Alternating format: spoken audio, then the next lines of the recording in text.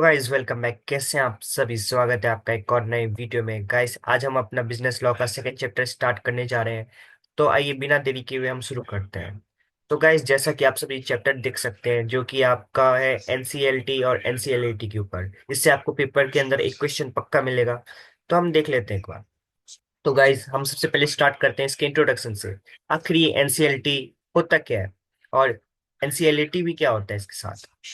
तो देख लीजिए, ये जो एनसीएलटी है और एनसीएलटी है, ये 2016 में लाया गया था गवर्नमेंट के द्वारा, क्योंकि जो कंपनी होती थी वो कभी कभी फ्रॉड करती थी किसी और के साथ, या कंपनी के बीच में कुछ मैटर होता था तो वो कोर्ट में जाते थे। लेकिन कोर्ट में बहुत सारे केसेस के लिए लिमिटेड जज होते हैं, तो इसके लिए उनके कंपनी के बहुत सारे पैसे बर्बाद होते थे, उनका टाइम खराब होता था और केस कभी सॉल्व हो ही नहीं पाता था जल्दी। तो इसके लिए गवर्नमेंट ने ये खामियां देखते हुए एक नया लॉ लाया, नया कोर्ट लाया, जिसे आप ट्रिब्यूनल कहते हैं। वो है कि 2016 में लाया गया था, जून 1 को। ये है जल्दी से जल्दी फैसले करता है।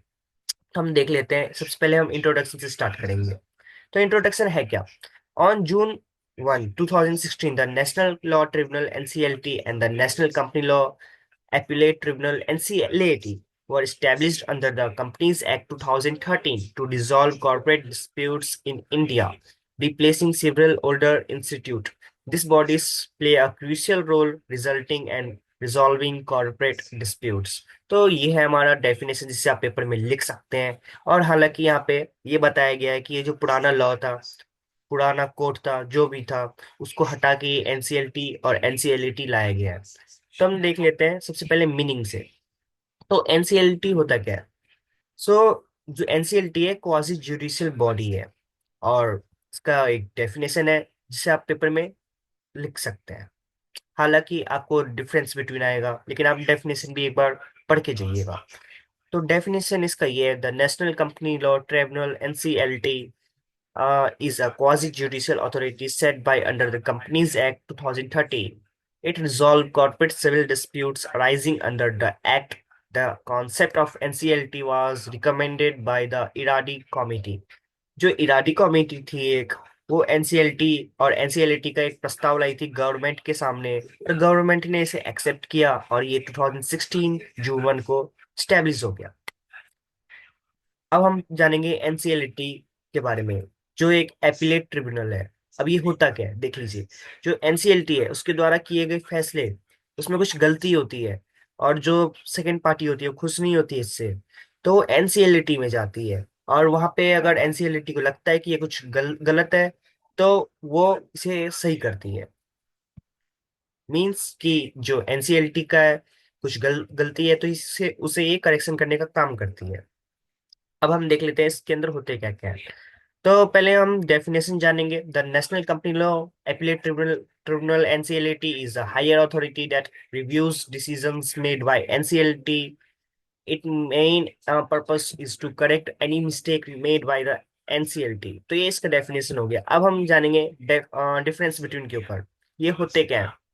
तो हम सबसे पहले जानेंगे जुरिडिक्शन के ऊपर। तो जुरिडिक्शन है क्या? तो हम एनसीएलटी से स्टार्ट करते हैं। It holds primary jurisdictions on cases of insolvency, bankruptcy and corporate disputes. तो इन सबको ये हैंडल करता है एनसीएलटी। हालांकि एनसीएलटी जो कि इसका एक सब पार्ट है, वो इन इसको करेक्शन करने का काम करता है जो कि एनसीएलटी के द्वारा गलती की गई है। तो उसका भी यही डेफिनेशन लिखा हुआ है। It holds appellate tribunal appellate jurisdictions over the cases जज बाय एनसीएलटी। और इसके बाद आपका आता है एविडेंस। तो एविडेंस में है क्या? तो जो एनसीएलटी की बॉडी है वो एक्सेप्ट करती है जो एनालाइज किए गए हैं एविडेंस फ्रॉम क्रेडिटर्स या डेबिटर्स, जो डिसीजन लिए हैं उसको ये सब देखती है। लेकिन जो एनसीएलटी है वो एनसीएलटी के डिसीजन को देखती है और उसे रिवाइव रिव्यू करती है और सही फैसला देती है। इसके बाद आपका आता है फैक्ट्स। तो NCLT it collects all the fact. जो एनसीएलटी है वो सारे फैक्ट्स कलेक्ट करती है, और एनसीएलटी जो होती है वो एनालाइज करती है एनसीएलटी के फैक्ट्स को। अब हम जानेंगे constitution of national company law tribunal, NCLT के ऊपर ये जो है, ये सेक्शन 408 से बनाया गया है। तो देख लेते हैं हम इसके अंदर क्या लिखा हुआ है। The central government will set up a special court called the national company law tribunal. So, and the NCLT will have president, judge, and the experts as member. The central governments will discuss who will be the members and when an NCLT will starts working. तो देख लीजिए, जो central government होती है वो member का चयन करती है कि कौन मेंबर होगा इसका।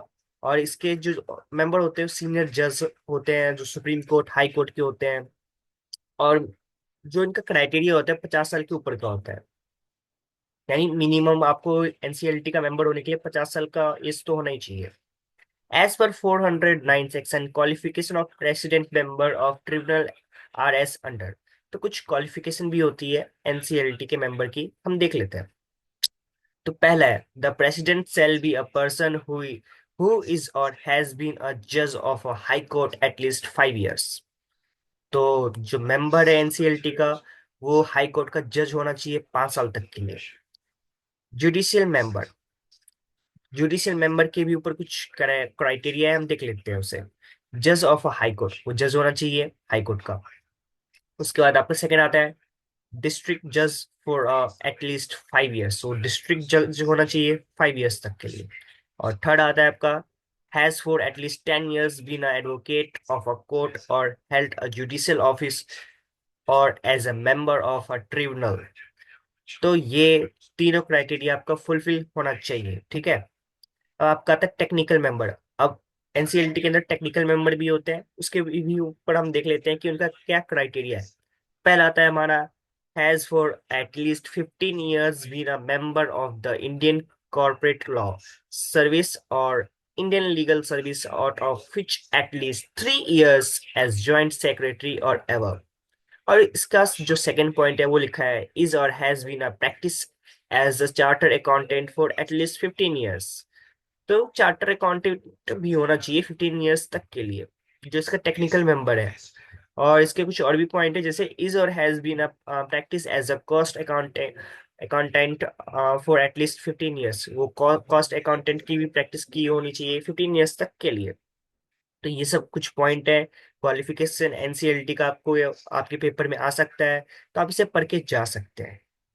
और भी पॉइंट है, मैं इसका पीडीएफ आपको प्रोवाइड कर दूंगा, ये आपको हमारे टेलीग्राम चैनल पे मिल जाएगा। और टेलीग्राम चैनल का लिंक आपको हमारे यूट्यूब चैनल के अबाउट सेक्शन में मिल जाएगा। और आपको कुछ अपडेट चाहिए कॉलेज कॉलेज से रिलेटेड, तो हम रेगुलर अपडेट देते रहते हैं, चाहे वो इवेंट का क्यों ना हो। वो हम अपने व्हाट्सएप चैनल पे देते रहते हैं, उसका भी लिंक आपको हमारे अबाउट सेक्शन में मिल जाएगा। अब हम आगे बढ़ते हैं। तो गाइज, यहाँ पे आप देख सकते हैं कुछ इंपॉर्टेंट पॉइंट लिखा है द, तो हम उसे भी पढ़ लेते हैं। Constitution of a national company law appellate tribunal NCLT, जो कि सेक्शन 410 का है। तो इसका भी कुछ दे रखा है, हम देख लेते हैं। तो the national company law appellate tribunal will be headed by a chairperson and have up to 11 members including judge and expert. This member will be appointed by the central government to hear appeal against certain decisions। तो इसके अंदर 11 member होते हैं, जो including जज and expert होते हैं, उनको मिला के, ठीक है। अब इसके कुछ पॉइंट है, देख लेते हैं हम। The order of the tribunal और of the national financial reporting authority under this act amended by the companies amendment act 2017, ठीक है। और इसका जो सेकंड पॉइंट है वो भी हम एक बार देख लेते हैं। एनी डायरेक्शन डिसीजन और order referred in section 53 of the competition act 2002 in accordance with the provision of the act. Okay, तो ये कुछ पॉइंट थे। इसके बाद हम आते हैं अपने सेक्शन 411 के ऊपर। और ये सब आपके पेपर में वैसे आएंगे तो नहीं, पेपर में आपके मेन यही आएगा कि एनसीएलटी के जो क्वालिफिकेशन क्राइटेरिया वो है क्या, ठीक है। या फिर आपको डिफरेंस बिटवीन आ सकता है एनसीएलटी और एनसीएलटी के ऊपर, लेकिन वो 3 मार्क्स से ज्यादा का नहीं आएगा, अगर आएगा भी तो। मेन आपको यही आएगा कि आपके जो टॉप क्राइटेरिया होता है एनसीएलटी का, वो आपको पूछने के लिए आ सकता है 10 मार्क्स में। इसके बाद आपका आता है as per section 411 qualification of president and members of appellate tribunal are as under. जो एपीलेट ट्रिब्यूनल है उसकी भी कुछ क्वालिफिकेशन होती है। तो एनसीएलटी और एनसीएलटी का बोथ मिला के क्वालिफिकेशन आपको आपके एग्जाम में आ सकता है पूछने के लिए। तो इनके भी कुछ पॉइंट है, देख लेते हैं हम। तो पहला point, the chairperson shall be who is और हैज बीन अ जज ऑफ द सुप्रीम कोर्ट और the chief justice of a high court. तो ये उस उनका फर्स्ट क्राइटेरिया होना चाहिए। इसके बाद आपका आता है judicial member shall be a person who is और हैज बीन अ जज ऑफ अ हाई कोर्ट और is a judicial member of the tribunal for 5 years। ठीक है, ये इसका सेकंड क्राइटेरिया हो गया। और थर्ड आपका आता है technical member shall be a person of proven ability, integrity, and standing having special knowledge and experience। ठीक है, ये इसका थर्ड पॉइंट हो गया। और इसके बाद आपका आता है इसके अंदर के कुछ पॉइंट, तो हम उसे देख लेते हैं। Of not less than 25 years। Okay, जो टेक्निकल मेंबर होना चाहिए 25 साल से कम का नहीं होना चाहिए। In law, industrial finance, industrial management और administration, industrial reconstruction, investment, accountancy, labor matters, or such other discipline related to management, conduct of affairs, revival and etc. जैसे आप देख सकते हैं। ठीक है, इसके बाद हम आते हैं अब अपने सेक्शन 412 के ऊपर, जो कि हमारा है सिलेक्शन ऑफ मेंबर। तो सिलेक्शन ऑफ मेंबर एनसीएलटी और एनसीएलटी बोथ में कैसे होता है वो भी हम देख लेते हैं। आपको तो पता ही है, सेंट्रल गवर्नमेंट अपॉइंट करती है जज और बाकी मेंबर्स को। इसमें भी हम देख लेते हैं क्या है। तो in the case of both NCLT and NCLT, president of tribunal and chairperson and judicial member of the appellate tribunal shall be appointed after consultation with the chief justice of India। तो chief justice के साथ बात करने के बाद इनका चयन किया जाता है। The member of the tribunal and the technical member of appellate tribunal shall be appointed on the recommendation of a selection committee consisting of। तो इसके कुछ पॉइंट है, हम देख लेते हैं। चीफ जस्टिस ऑफ इंडियन और हैज नॉमिनी, तो वो चेयरपर्सन। ठीक है, इसके बाद आपका जो सेकंड आता है आप सीनियर जज ऑफ द सुप्रीम कोर्ट और chief justice of high court, वो मेंबर का होता है। ओके, इसके बाद आपका secretary is the ministry of corporate affairs, member का होता है। Secretary in ministry of law and justice member, जो कि मेंबर के लिए होता है। ये सब मेंबर बन सकते हैं। और चेयरपर्सन कौन बन सकता है? चीफ जस्टिस ऑफ इंडिया और हैज और हिज नॉमिनी। ठीक है, और इसके बाद आपका आता है secretary in the department of financial service in the ministry of finance, वो भी एक मेंबर बन सकता है एनसीएलटी और एनसीएलटी का। ठीक है, अब हम देखते हैं सेक्रेटरी मिनिस्ट्री और corporate affairs shall be a convener of the selection committee. ठीक है, अब हम पढ़ते हैं टर्म्स ऑफ ऑफिस। एनसीएलटी से हम स्टार्ट करते हैं। The president and members of the tribunal will serve for 5 years from the date they start. They can be reappointed for another 5 years. A member will keep their position until they reach 67-year-old for the president, 65 years old for other members। तो ये कुछ criteria है उनका। ठीक है, you must be at least 50 years old eligible for this position. तो आप minimum 5 years के लिए 5 years, 50 years आपका एलिजिबिलिटी क्राइटेरिया है। 50 years से कम आपको ये इसमें आप एलिजिबल नहीं हो। इसके बाद हम आगे बढ़ते हैं। Members can keep their original job connection for up to 1 years while serving on the tribunal. अब हम आगे बढ़ते हैं एनसीएलटी के ऊपर। तो गाइज यहाँ पे आप देख सकते हैं एनसीएलटी के ऊपर है द चेयरपर्सन और members of the appellate tribunal will serve for 5 years from the date they start. They can be reappointed for another 5 years। Okay, जो 5 साल का उनका सर्विंग पीरियड होता है उसके बाद वो रीअपॉइंटेड हो सकते हैं। तब कब तक के लिए? जब तक वो एक उनका एज लिमिट होता है, वो क्राइटेरिया वो रीच ना कर जाए। तो उनका भी दे रखा है members will keep their position until they reach 70 years old for the chairperson, 67 years old for other members।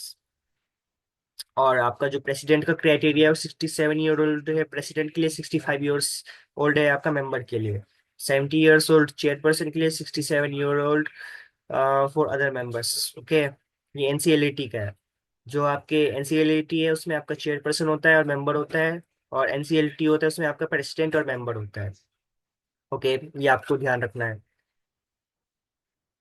तो जो आपका एनसीएलटी है उसमें आपके सीनियर जज बैठते हैं, सुप्रीम कोर्ट सबके। अब हम आगे बढ़ते हैं अपने advantages of NCLT and NCLT के ऊपर, जो कि बहुत इंपॉर्टेंट है। सबसे पहले हम पहले से स्टार्ट करते हैं। NCLT is specialized court only for corporations companies registered in India. Okay, तो ये जो है एनसीएलटी ये सिर्फ कंपनीज के लिए बनी गई है। आप अपना पर्सनल केस लेकर वहां नहीं जा सकते। इसके बाद जो इसका सेकंड पॉइंट है वो है, this will be no more than a tribunal for the corporate member. NCLT will reduce the multiplicity of litigation before different forums and courts. Okay, तो यहाँ पे आप देख सकते हैं। इसके बाद आपका जो नेक्स्ट पॉइंट है वो है आपका, NCLT has multiple branches and is able to provide justice at close range. इसके बहुत सारी ब्रांचेस भी हैं, जैसे कि आप देख सकते हैं, जो कि आप क्लोजेस्ट रेंज में आपको मिल जाएगा। NCLT consist of both judicial और technical member while deciding on matters. Okay, next point, the time taken to wind up a company will reduce from 20 to 25 years to 2 years। तो मैंने आपको शुरुआत में ही बता दिया गया था कि जो आपके कोर्ट होते हैं उसमें बहुत सारे केस पड़े रहते हैं और उसके लिए उसके लिमिटेड जज होते हैं, लेकिन जब से एनसीएलटी आया, एनसीएलटी आया है, ये 10 टाइम्स कम हो गया ये चीज। जो केस 20 to 25 ईयर्स में सॉल्व होता था वो अब 2 से 3 ईयर्स में सॉल्व हो रहा है। इसके बाद आपका आता है, speedy disposal of case will help reduce the number of cases. जो इसकी तेजी है केस जल्दी सॉल्व होने की, ये नंबर ऑफ केसेस को रिड्यूस कर देगा। इसके बाद आपका आता है, NCLT and NCLT have exclusive jurisdictions. तो इनके कुछ एक्सक्लूसिव जुरिडिक्शन भी है। ओके, और इसके बाद आपका आता है, there will be mixture of judicial and equitable jurisdictions while deciding matters. Okay, mixture है इन दोनों का। ओके, और लास्ट पॉइंट हमारा फाइनली आ गया है, the tribunal shall comprise technical experts who will provide more concrete and prescribed decision। तो गाइस, जैसा कि आप समझ ही गए होंगे, तो ये एक प्रिस्क्राइब डिसीजन भी देते हैं। अब हम आगे बढ़ते हैं power of NCLT and NCLT के ऊपर।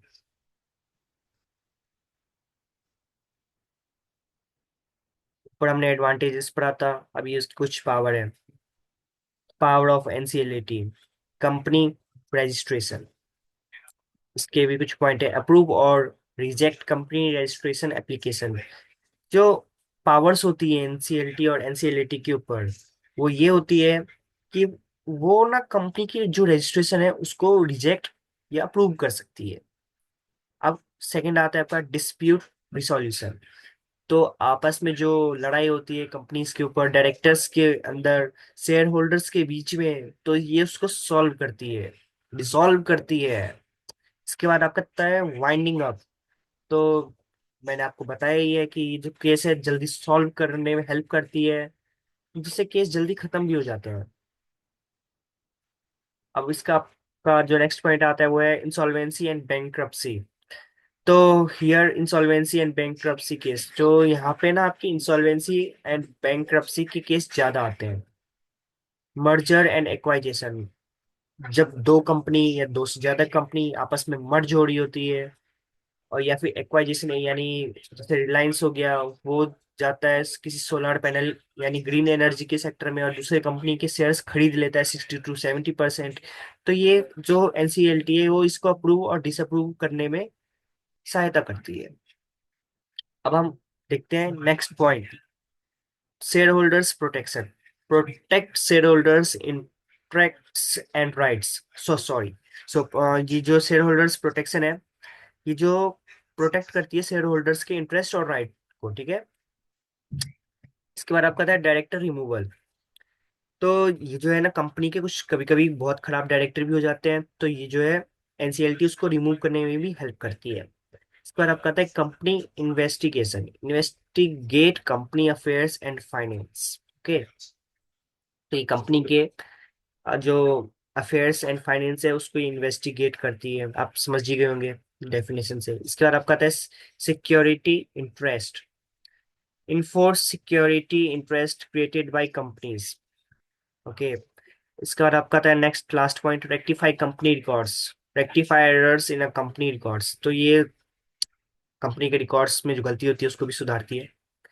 अब पावर ऑफ एनसीएलटी के ऊपर हम आ जाते हैं। ऊपर वाला पॉइंट एनसीएलटी के ऊपर था कि उनके पास क्या पावर होती है, अब एनसीएलटी के ऊपर क्या पावर होती है वो हम देख लेते हैं। हियर अपील्स, यानी जो एनसीएलटी के द्वारा जो दिया गया डिसीजन है सेकंड पार्टी को अच्छा नहीं लगता है, तो वो एनसीएलटी में जाती है और अप्लाई करती है। तो यहाँ पे एनसीएलटी का काम होता है उनको सुनना। इसके बाद आपका आता है review decisions, review and decide on appeals. इसके बाद आपका आता है इंसॉल्वेंसी अपील्स, ये इंसॉल्वेंसी अपील्स को भी सुनती है। इसके बाद आपका आता है मर्जर एंड एक्वाजिशन अपील, ये इसको भी सुनती है। मेनली वो चीज है जो कि सेकेंड पार्टी को पसंद नहीं आता है, वो एनसीएलटी में जाती है, फिर फाइनल डिसीजन देती है ये एनसीएलटी के बाद का डिसीजन।